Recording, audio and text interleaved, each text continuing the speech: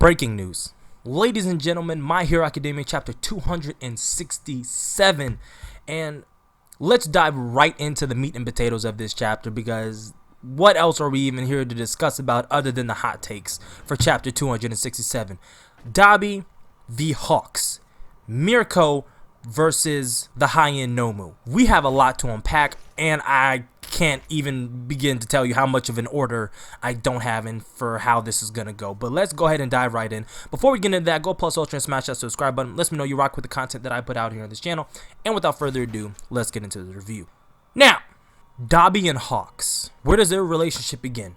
So within this chapter, right around page 10, you see a young HAWKS during a flashback, and he's being recruited into this secret government organization, the secret government program, which is going to train him, which we already knew, train him to be this superior hero. And you see that HAWKS is talking about he wants to be just like Endeavor and be a shining light to everybody. Obviously, we knew this from the beginning. It is what it is. A lot of people think that this is where HAWKS and Dabi's relationship really started to bloom and blossom. But my biggest thing is, right, HAWKS shouldn't have to ask who this is if it is in fact Toya Todoroki. The reason being is, while yes, Dabi has had a lot of cosmetics done to his face, all the burns and things of that nature, it doesn't change the fact that he has blue flames. HAWKS is a smart enough fellow. He should be able to be like, oh, hey, this person knows me, but I don't remember them. Who could this possibly be? Who do I know in the past who possessed blue flames? Which is just a rarity. Like, this is like Azula times 10. Everybody just doesn't possess blue flames. This should be a very easy deduction for a caliber of hero such as HAWKS, my boy Keigo. But it doesn't seem as easy for him to discern who's Dabi's true identity is. Well, I mean, he doesn't have to. Dabi came out of his mouth and said it. Obviously, in a realm of gloating that he thought, yeah, I'm really about to kill HAWKS. It doesn't matter if I reveal to him who I am. I'm going to kill him.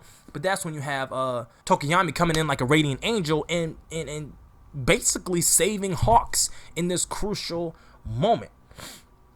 But it was within this battle between Dabi and my boy Keigo that you get a full understanding, or just a large chunk of understanding from Dabi and what it is that he wants to do. He wants the realization of what Stain believed to come to fruition.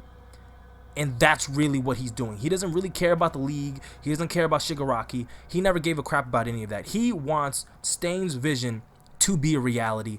And at that point in this chapter on page 12, I was like, okay, this is clearly Toya Todoroki, because Stain doesn't hate heroes, he hates what they have become. Stain only really valued All Might and Deku in their sense of justice because it was the correct sense of justice, selfless justice. That's kind of like what we're getting here with Dabi. Right after that, we get the biggest cutscene, the biggest ad, the biggest cock block of the entire chapter, because look, it's welcomed. I welcome it because it's my girl Mirko. Alright, Mirko is in such a bind. She realizes she's not slowing down, okay? She's not slowing down. She still has stamina. She still has energy. She can go for days. She's like the Duracell bunny. She realizes that the longer the fight draws out, the more the high-end Nomu are getting used to being awakened. That's the best way to put it. Remember, they're very unstable when they first awaken. It takes them hours for them to get their feet, get their bearings, figure out where they are, their stability, their equilibrium. Now that time has passed, they're all on high alert. All right? They're ready to rumble. They're ready to fight. And that's when Mirko makes this huge decision. She was like, okay, I can't waste time for this. I have to complete the mission. Even if I die here, I have to complete this mission, and I'm going for him. So she blitzes past the high-end Nomu. They can't keep up with her. She's moving, she's gunning, and she's hitting the feet running, alright? Fresh out the gate.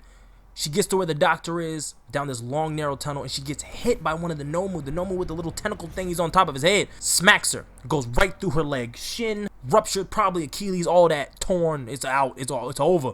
And she was like, I'm not through yet. I'm not going to give up. You're taking this L, Doc. That's when you see Endeavor come in like a radiant angel, smack the high-end Nomu. I would assume he took care of all the other ones before getting to that one, unless he blitzed past all of them too, but that's detrimental to him. But nonetheless, he got it done.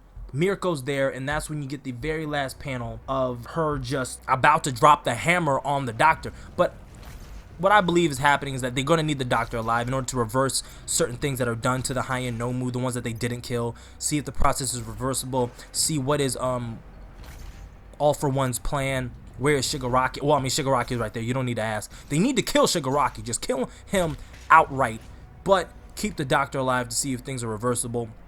And it's going to be very interesting to see what's going on. I don't remember if I was reading My Hero Academia at this point, but it's going to be interesting, at least from my perspective, because I don't know if Hawks' wings are going to regenerate. I'd hope so. Or this is just the end for his pro hero career. But there is a lot of theories that need to come about, a lot of speculation for the next chapter, because I don't see Tokoyami being enough to take on Dabi. I mean, light and fire, anything that can produce a light is, you know, Dark Shadow's weakness. So he is in no better shape than Hawks was. There needs to be another hero up there, or they just have to flat out escape. Dabi doesn't seem to be like in the letting you live type of mood for this chapter, so I don't see that being a big thing, unless Fat Gum and, you know, a Sun Eater are also there in order to, you know, lend back up, and, you know, Dark Shadow was just the first one to get on the scene. But nonetheless, that is the chapter. Leave in the comment section what you think is going to happen, whether you think Hyuga, this is going to be the end for Hawks. He's not making it out of this arc. He's not going to make it out this chapter. He will be permanently changed forever, and he will no longer be able to keep up his pro hero career. And also, if you think Hyuga, it makes more sense that Toyo Todoroki was within this special program along with Hawks, and that's how we know each other. But then you also have to ask yourself, okay, well, why can't Hawks remember Blue Flame Toyo Todoroki? It's a very prominent quirk from the at the time, the number 2 hero. Of course you would know the number 2 hero's son, and you would know that he has a definitive Blue Flame quirk. That should be unmistakable. Unless you're going to try to sit here and tell me that they took Endeavor's son's quirk from him and then put it in Dabi. I've never heard that theory before. I really don't look up theories. I like to keep my theory gauge completely fresh. So sometimes my theories, people are like, oh, I've heard that before. Well, if you have, that means other people think like me. But nonetheless, you know, Blue Flame should be easily distinguishable. But that is all I have for y'all today. If you made it to the end, thank you for rocking with me. Go plus ultra, smash that subscribe button. Let me know you rock with the content that I put out here on the channel. Like the video, share the video, comment on the video, all that fancy stuff. And like always, keep it safe and rapid tight. I'm out.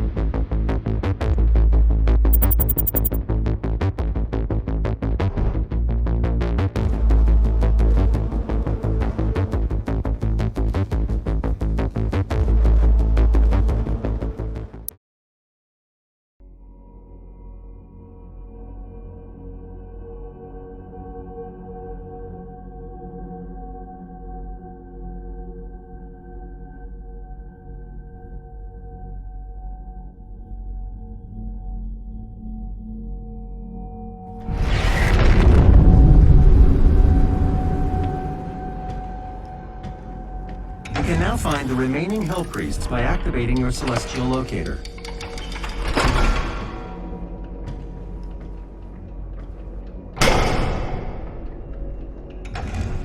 The second Hell Priest is located in the northern region of Earth. I will calibrate the portal now. The hub has several areas locked off due to power constraints. Once power has been restored, you will be able to access the entire ship.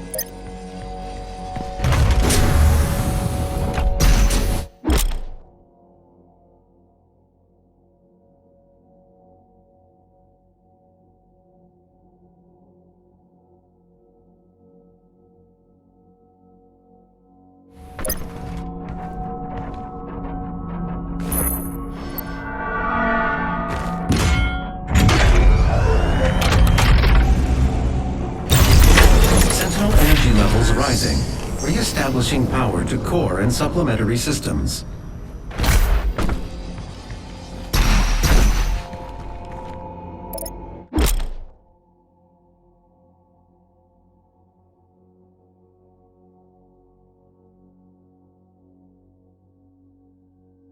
The ice bomb modification to your equipment launcher has been completed.